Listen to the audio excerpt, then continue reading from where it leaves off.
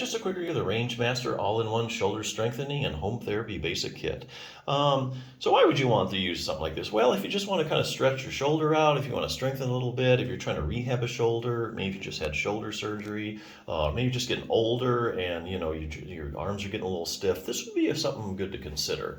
It has three main pieces of equipment. The first one's like a shoulder pulley. It has a little metal bracket that goes over the top of the door, and then you close the door, and then you would sit in a chair. And this is kind of like an active assisted range of motion exercise where one arm you would pull down, which raises the other arm. So one arm is helping the other arm out. So we're using one shoulder to help the other one out, and then you can switch. It also has this shoulder wand, collapsible shoulder wand. Breaks up into different pieces, and you can put it together. So it does fit in this bag pretty easily. Basically, you're going to use this just like the shoulder pulley. You're going to grab the thing with both hands, and one arm is going to help out the other arm for stretching. And there's a ton of things you can do with this thing. Lots of different stretches behind your back, in front of you, just a ton of things. Also doubles as a good back scratcher if you need to.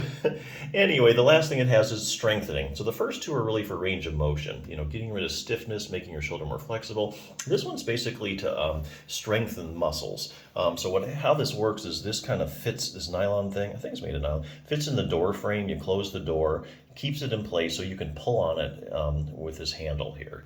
And there's a variety of exercises you can do for that. So anyway, yeah, and plus, like I said, it has this bag, everything fits into there. So if you're looking for, just a few pieces of equipment to exercise your shoulder, I think this is a good one. Now, if you do have something like a torn rotator cuff, I can recommend another resource, the 6-minute torn rotator cuff solution for seniors. And for seniors, it's really, athletes can get a lot out of this book. I can get this book on Amazon too. Basically, if you have any kind of a rotator cuff problem, or even if you have any kind of shoulder problem, strengthening your rotator cuff is really critical to do. Your shoulder is a shallow ball and socket joint, and it depends heavily on the muscles, particularly the rotator cuff, to stabilize the joint. Once you increase the stability of the shoulder joint, then it goes a long way in decreasing pain because things get less irritated, whatever the problem is. Whether it's bursitis, have impingement syndrome. You stabilize that ball and socket joint, a lot of shoulder issues are going to go away. So just real briefly, goes into like what is the rotator cuff, has a lot of pictures, everything's in layman's terms. If you're a visual learner, you'll find it easy. It's not boring. Answers you need to know, goes over like what are some of the symptoms of a rotator cuff tear, where does it tear at, are there different kinds of tears?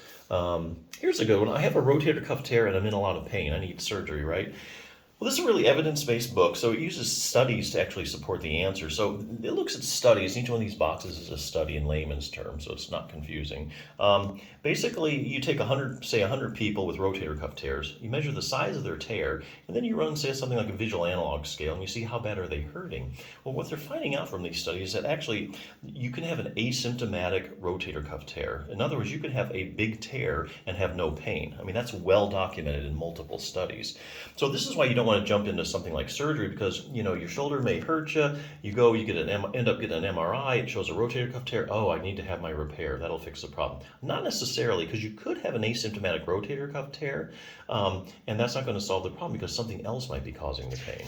So lots of things to consider. What if I just leave it alone? They could long-term follow-up studies where they may take 100 people with rotator cuff tears that for some reason or another didn't get any treatment for it, and they follow them for 5 or 10 years, and they see what happened to them. If they get better, did it repair itself? Here's probably the best one. How does exercise compare to surgery when it comes to treating a torn rotator cuff? Well, basically, the only way you can answer that is looking at the randomized controlled trials. That's the highest form of proof in medicine that a treatment's actually effective.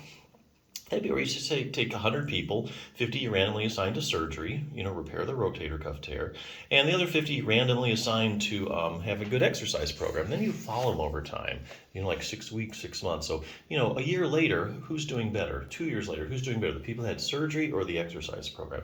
Come to find out, you're basically going to end up at the same place. So the book ends with an exercise program.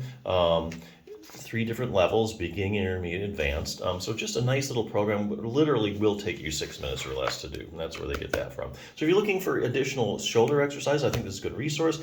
If you have some stiffness in your shoulder, and any of these little devices sound interesting to you, something you could benefit from, it's a good little kit, so check it out.